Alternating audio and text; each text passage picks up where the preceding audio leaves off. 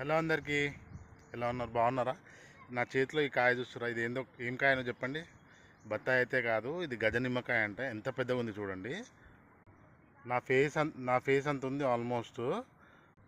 So ఈ చెట్టు నా వెనకాలనే ఉంది. దీన్ని ఇంకా కాయలు ఎంత సైజు ఉందో చూపెడతాను మీకు, సరేనా? ఇది చూడండి, ఇక్కడ చూడండి ఎంత పెద్దగా ఉందో. అబ్బా, ఇక్కడ ఒక కాయ ఉంది చూడండి.